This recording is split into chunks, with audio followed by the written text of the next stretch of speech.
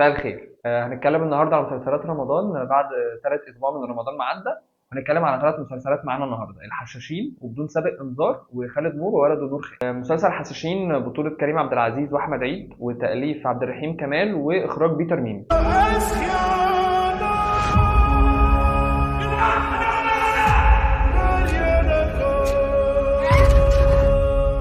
المسلسل زي ما احنا قلنا قبل كده ان هو ماشي بنسق تصاعدي زي ما هو، وتمام الدنيا ماشيه كويس لحد ما وصلنا في حلقه كده ان هو جاب ابنه، وفي قرار دلوقتي ان هو هيشوف هل هيقتله ولا لا.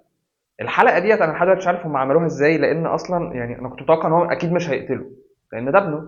بس القفله بتاعت الحلقه هي كانت صدمه تقريبا لكل الناس، ان هو في الاخر ادى قرار ان هو يقتله. ودلوقتي بقت دي حاجه تقريبا معتمدين عليها في المسلسل، ان اي قتل بيحصل هو مش بيتمهد له، هو بيتاخد مره واحده، زي ما حصل مع سلطان شاه وزي ما حصل مع نظام الملك. الاثنين كانوا شخصيات مهمه جدا في المسلسل بتاعنا، وقرار قتلهم ما خدش تقريبا ثانيتين، هم اتقتلوا في ساعتها على طول.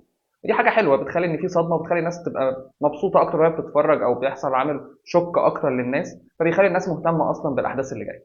حته بقى اصلا هو بيدي امر القتل، يعني من اول ما ادى امر القتل لحد ما ابنه خلاص مات، هو الحته ديت تقريبا لو كريم عبد العزيز طول المسلسل فهو بيمثل حلو، فهي تقريبا احلى تمثيل ليه كان في المشهد ده. هو مش بيمثل بانفعالات وبعياط وبصويت والكلام ده كله، هو كل حاجه كانت باينه على وشه انه قد ايه الاكشن اللي هو عمله دوت صعب، ان هو يدي امر بقتل ابنه لمجرد ان هو عايز الناس تبقى مؤمنه بالدعوه بتاعته، ان الناس عايزه ان هو انا قتلت ابني فانا ممكن اي حاجه اقدر اعملها عشان احافظ على الدعوه بتاعتي.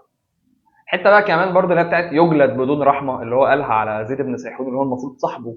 وبرضه الحته بتاعت يترموا من فوق سطح القلعه، الاوامر ديت يعني هو بيديها بسهوله قوي من غير اي مشاكل بالنسبه له، كانهم بيقول لهم اعزمهم على الاكل يعني. فهي دي حاجه بتبقى بسيطه قوي، بس بتبين الشخصيه اللي هي السايكوباتيه بتاعت حسن الصباح، ان هو شخص مريض اصلا. ازاي بيدي الاوامر دي بمنتهى السهوله وبمنتهى الراحه، هو كانه ما بيديش امر بقتل اصلا. نيجي بقى لسامي الشيخ اللي هو بيقوم بدور برزق وميت، اللي انا كنت فاكره لحد تقريبا الحلقه اللي فاتت ان اسمه برزق وميت، يعني كانت هتبقى لايقه اكتر، بس ما علينا يعني. طلعت ان أنا طول الوقت ده كنت بسمع الاسم غلط.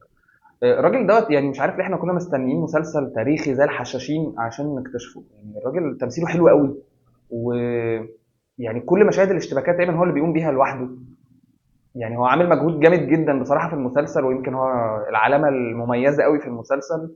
مش عارف احنا ازاي كل ده ما كناش نعرف عنه حاجه ولا كنا مكتشفينه اصلا. اللاين بقى بتاع يحيى اللي احنا لسه مش باين ملامحه ايه بالظبط، يعني هو مكمل معانا بقاله كذا حلقه، ودلوقتي هو خلاص بقى جزء من جيش الصباح.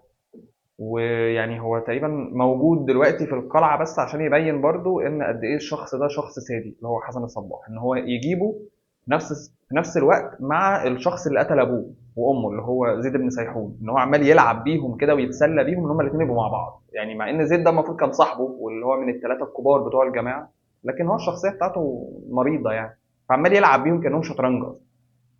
في شخصيات كتير اتعرضت لمشاكل كتير قوي في المسلسل ومآسي ويعني احداث وحشه، بس مفيش حد اتعرض زي اللي اتعرض له يحيى. ان هو من الاول ابوه وامه ماتوا، حبيبته مش عارف هي فين، صحابه شافهم بيتقتلوا قدامه. فبيتهيألي يعني شخصيه عليها تقل كتير قوي وعليها مشاكل كتير قوي، واحمد عبد الوهاب اللي قايم بالدور هو شاطر جدا، وهو نفس الشخص اللي قام بدور فادي في مسلسل اشغال شقه. عمر الخيام بقى لسه راجع من كام حلقه هو وشعره، دلوقتي بقى ليه دور، بيدور بيلف بقى ليه صاحب اللي هو صهبان دوت. يعني هو اضافه حلوه بصراحه، عشان بصراحه عمر الخيام بقت شخصيه ممله قوي وكلامه كتير ورغي وملوش لازمه. ولسه زي ما هو برضه لسه بيدور ان هو يبقى حر، يعني هو راح المملكه دي واتسجن وراح عند حسن الصباح هو نفسه يبقى حر. يعني انا بصراحه مش عارف الشخصيه دي لازمتها ايه لحد دلوقتي في الاحداث، يعني احنا لو قعدنا نفرد كده المسلسل ونكتبه في كام صفحه هنلاقي ان اللاين بتاع عمر الخيام ده تقريبا ملوش لازمه. يعني مش عارف هم ضافوه ليه من الاول، واتمنى انه يبقى ليه لازمه على الاقل في اخر المسلسل، لان احنا استحملنا شعره ده كتير قوي. أنا عايز الرعب يملى القلوب، وعايز كل اللي يعترض على دعوتنا يقتل بأبشع الطرق. الحلقة العشرين بقى هي مليانة أحداث. طبعا هي مش اشتباكات وعلى السكيل الكبير زي الحلقة ال11، بس دلوقتي فيها أحداث كتير زي إن عمر الخيام طلع من السجن. في اغتيالات بقت كتيرة دلوقتي زي الوزير السلطان أو لابن نظام الملك.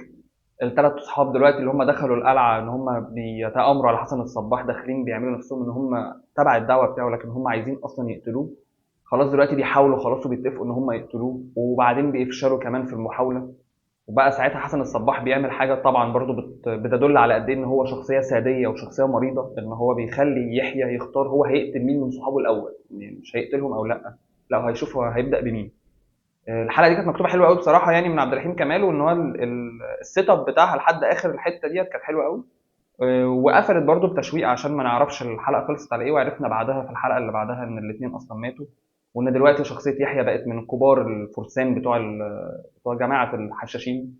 فانا لسه مش عارف يعني هم ناويين يقفلوا القفله دي بتاعت اللاين ازاي، بس هو لاين مشوق قوي من الاول يعني واتمنى يقفلوه حلو بصراحه. طيب كل الكلام اللي احنا قلناه بقى سواء الحلقه دي او الحلقتين اللي فاتوا، هل ده معناه ان المسلسل ما فيهوش غلطه؟ يعني هو لحد دلوقتي في حاجه بتتكرر، انا مش عارف هي عباره عن ايه، يعني ايه المشكله فيها؟ فكره الزمن، يعني كونسبت الزمن تقريبا عندهم مش واحد.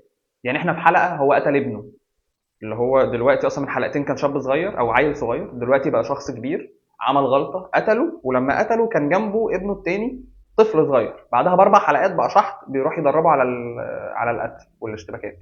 فيعني هو مش مفهوم اصلا ايه الزمن، كام سنه عدت، احنا فين اصلا. المفروض دي حاجات مثلا انت بتحطها على الشاشه، بتكتب مثلا تايم كارد كده، لو بتكتب مثلا سنه كذا والمكان كذا. دي مش عاملينها ليه في المسلسل؟ مش عارف، هي عامله لخبطه برضو سواء في الزمان او في المكان في المسلسل. دي مش حاجه حلوه. برضو من عيوب المسلسل فكره الفلسفه الزياده. عمر الخيام كل ما بيتكلم ما يفهمش منه حاجه خالص، يعني مش عارف، كل كلمه بتطلع منه لازم يبقى وراها 60 معنى، مع ان عادي يعني اكيد حتى الفلاسفه يعني لما بييجوا بيتكلموا في حوار عادي برضه. في بقى شخصيه محمد نجاتي ده طلع بدور مش عارف هو دور ايه بصراحه، وطلع من 3 4 حلقات وتقريبا نسيوه وما جابوش سيرته، ومش عارف اصلا هم يستخدموه في اخر المسلسل ولا لا. في حاجات غريبه كده بتحصل في المسلسل يعني مش مفهومه، بس يعني هو عيوبه برضه مهما كانت قليله، ولو فضل على المستوى ده هو هيبقى اظن يعني من احسن المسلسلات الدراميه في تاريخ مصر. هنتكلم بقى عن مسلسل خالد نور وولد ونور خالد، تأليف كريم سامي وأحمد عبد الوهاب وإخراج محمد أمين. المسلسل بطولة كريم محمود عبد العزيز وشيكو. المسلسل بيدور عن فكرة فانتازيا شوية كعادة شغل شيكو في الفترة اللي فاتت يعني، أو من أول ما طلع تقريبا. إن في انفجار حصل، انفجار نووي، وإن أسرة كريم محمود عبد العزيز اللي كان عنده طفل دلوقتي بقى شخص كبير واللي هو شيكو. دلوقتي احنا قلنا الفكرة تمام، دي اتقالت أصلا في الإعلان واتقالت في أول حلقة. لحد الحلقة الثامنة بقى لسه برضو الناس بتعرف الخبر او بتعرف الحاجه الصادمه دي وبتتخض.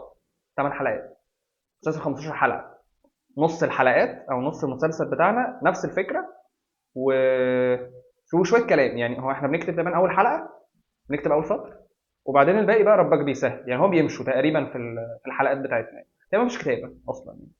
هو المفروض انه ده مسلسل كوميدي يعني، مسلسل حلو كمان يعني في الاول كده، وبعدين بقى خلاص بيكسلوا قوي يعني ما بيمشوش في حاجه معينه، ما بيمشوش في قصه معينه اصلا.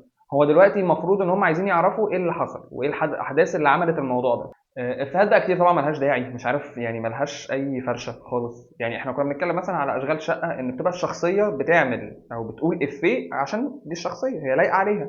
لكن مثلا في خالد نور بيكلم مراته وبيقول لها احنا عايزين حاجه ملموسه، تقول له ايه ده بسبوسه.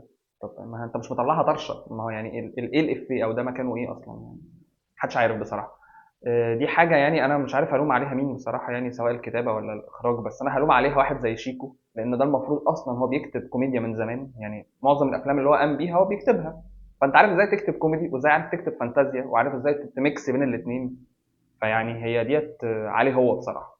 وكمان الافيهات اصلا يعني لو قلنا مثلا بيقولوا 10 افيهات، هنقول مثلا واحد او اتنين هم اللي بيضحكوا والباقي ما بيضحكش. اللي بيسند الدنيا شويه هو كريم، يعني كريم محمود عبد العزيز هو اللي بالافيهات بتاعته او بالرياكشن بتاعه للافيه اللي بيتقال، هو اللي بيسند شويه، بيمشي الدنيا وبيخلي الدنيا يعني تبقى لطيفه، مش هقول كوميديا بس تبقى لطيفه شويه والدنيا تعدي يعني.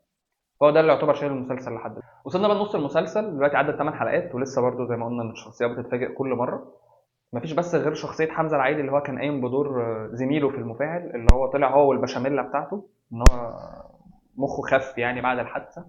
كان المشاهد اللي بيطلع فيها دي اللي كانت بتضحك، فهو واضح ان هو بيعرفوا يكتبوا كوميديا، يعني الموضوع مش صعب بالنسبة لهم. وبس هو كان شوية استسهال بس يعني في الكوميديا اللي كانوا بيكتبوها. بس انا مكمل وهنشوف ايه القصة هتكمل علينا يعني هكمل عشان بس القصة حلوة، وانا متشوق اعرف هيعملوا ايه، وانا قاعد عشان كريم محمود عبد العزيز، يعني هو ده اللي كان الحاجه الوحيده اللي بتضحك في المسلسل. الحياة مش دايما اختيارات، في ظروف بتتفرض علينا. ساحل نتكلم بقى عن مسلسل بدون سابق انذار، بطولة آسر ياسين وعائشة بن أحمد، وتأليف عمار صبري وألما كفرنا، وإخراج هاني خليفة. هاني خليفة اللي احنا كنا لسه متكلمين عليه قريب في فيلم رحلة 404. المسلسل بقى هو يعني اسم على مسمى، هو فعلا بدون سابق انذار. كمية الأحداث اللي بتحصل من أول حلقة محدش يقدر يستحملها. في حاجة بره بتحصل اسمها بايلوت. البايلوت ده لما بيجي يعمل المسلسل، مفيش شركه بتقول يلا هنعمل المسلسل ده هننتج مثلا ايه 10 حلقات او 3 مواسم او الكلام ده. لا، هو بيروح للكاتب وللمخرج وللطاقم العمل كله، بيقول لهم اعملوا لي بايلوت. البايلوت دي اللي هي الحلقه الاولى. انا عايزك تبيع لي المسلسل، تقول لي المسلسل ده كويس وهينجح، فانت عايزني انتجه لك. فهو بيحط كل اللي عنده في اول حلقه عشان يعجب المنتج. اللي حصل في اول حلقه من بدون سابق انذار ده يعتبر احسن بايلوت اتعمل في مصر. الاحداث اللي اتعملت وان قد ايه احنا بنخش في صلب الموضوع على طول بطريقه مباشره، مش بنرغي كتير. الشخصيات احنا عرفنا عنها كل حاجه تقريبا من مشاهد صغيره، من جمل بسيطه قوي في الخلفيه، وضحت كل حاجه. واحنا كل ده لسه في اول حلقه. كل اللي انا هقوله ده بس في اول حلقه، ان اسر ياسين عنده اخ متدين ومتجوز واحده اصلا ما تطمنش، ومراته اللي متجوزها دلوقتي كان عندها خطيب مخطوبه له قبل ما يتجوزوا وبيحاول يكلمها دلوقتي، ومديرها في الشغل وزمايلها مطلعين عينيه، وابنه في اخر الحلقه بنكتشف ان هو عنده كانسر في الدم، وفي اخر دقيقه بس في الحلقه بنكتشف ان هو مش ابنه اصلا. كل ده في حلقه واحده بس. كل ده اتصور في 40 دقيقه بس. وكل ده برضو عرفناه، وعرفنا تاريخ عن الشخصيات، وعرفنا الشخصيات ديت احنا متوقعين منها ايه في الحلقات اللي جايه. كل ده مجهود من الكتابه، انا مش لاقي حاجه شبهه في رمضان ده ويمكن من سنين. الحلقه الثانيه بقى بيطلع ان هو لا ابنه ولا ابن مراته، هو مش ابنهم اصلا. الحلقه الثالثه بيروحوا يدوروا على ابنهم ده، وبيلاقوا فعلا حد اتولد في نفس اليوم في المستشفى، وبيوصلوا لواحد، بيوصلوا للام بتفتح لهم الباب، فبيسالوها هو ابنك اللي هو بالاسم الفلاني ده فين؟ فبتبص لهم وتقول لهم الله يرحمه. كل ده في 3 حلقات. وعلم لي بقى على كل الناس اللي بتكتب مسلسلات في رمضان، الكتابه اللي حصلت في اول 3 حلقات دول ما حصلش زيها قبل كده. في حته بقى عائشه بن احمد بتقول يا رب يا رب، وبتقول مش عارفه ادعي بايه. وعندها حق، لان هي مش عارفه تدعي بايه فعلا. هي عايزه تدعي بحاجه عشان تنقذ ابنها. طب هتدعي بايه؟ ان هو العيله اللي لقوها دي هيطلع فعلا ده ابنهم، ويلاقوا خلاص ليه متبرع ويتبرعوا له ويطلع كويس، بس في الاخر هياخدوه ليهم. يعني هي خلاص مش هيبقى عندها ابن. او انها تدعي ان ده ما يطلعش ابنهم، بس ساعتها مش هتلاقي له متبرع وممكن ساعتها يموت. دي نوعيه الاسئله اللي هاني خليفه في الاعمال بتاعته اصلا بيخليك تبقى جوه القصه. انت بتقعد تسال نفسك الاسئله دي مع نفسك، تبقى جوه الاحداث متشوق تعرف ايه اللي هيحصل. عايز تبيع الارض عشان تطير فلوسها؟ كل واحد حر، اخد ورث بقى اعمل بيه اللي انا عايزه. ما انت تبقى بتيجي على حق يا حسن لما تبيعني حاجتي. عمر عمر هيتاخد من مروه. قصه اخوه اللي بيقوم بدوره احمد خالد صالح هي لوحدها حلوه، ممكن يتعمل عنها مسلسل. اصلا اللي عامله دور مراته عامله دور حلو جدا. في اوقات بتبان انها شخصيه كلاس ومن بنت ناس قوي ومن عيله غنيه، وهي اصلا في الحقيقه هي من عيله اقل منه بكتير. وده بيبان لما تيجي تتكلم مع اخوها اللي اصلا طالع ان هو مدمن وطالع ان هو ليه تاريخ سيء، فده بيأثر على علاقتها هي وجوزها. فده لوحده يعني ده لاين بس صغير في المسلسل، ده ممكن اصلا يتعمل عنه مسلسل واحد.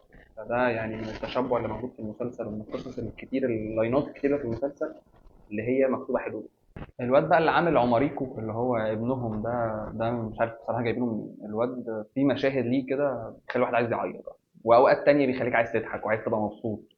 الواد تمثيله حلو قوي، وده طبعا بيرجع لان في مخرج شاطر زي هاني خليفه، هو اللي مسؤول عن العمل ده كله، ومهتم باهم يعني باقل التفاصيل. زي مثلا التفاصيل لما كانوا بيعملوا له عمليه اللي هي بذل النخاع، هو مش هيقول ان هم بيعملوا له عمليه، لا هو راح يعني صور اللي بيحصل جوه. الاهتمام برضو بشغل اسر ياسين اللي هو طالع المفروض ان هو مهندس، هو اصلا اسر ياسين برضو مهندس. بس الفكره ان احنا ايه جايبين المكتب مش واحد قاعد يرسم ورقتين يعني مش حاجه قديمه، مش حاجه مبتذله، او مش حاجه اتكررت كتير. لا هو جايب الحاجات دي حقيقيه شويه. يعني حتى الناس اللي اشتغلت في المجالات ديت هم نفسهم قالوا ان الموضوع حقيقي، ان هم عاملينه صح. القلق بس دلوقتي عندي يعني ان هم حكوا حاجات كتير قوي في النص الاول، فانا مش عارف لسه هيقدروا يكملوا على نفس الريتم دوت لحد اخر الحلقات ولا لا، لان هم حكوا كتير قوي. ويعني في تاني اصلا ولا لا بصراحه مش عارف. فيعني هو التحدي اللي قدامهم بقى ان هم يقدروا يحافظوا على نفس الريتم والموضوع ما يقلش منهم في الاخر. بس لحد دلوقتي المسلسل حلو. ده شويه كلام احنا قلناه بس عن حشاشين وعن خالد نور وعن بدون سابق انذار. لو الكلام عجبكم قولوا لنا برده في الكومنتات، ولو الحلقه عجبتكم ما تنسوش اللايك والشير والسبسكرايب عشان لسه هنتكلم تاني. ورمضان كريم ونتقابل بعدين. سلام.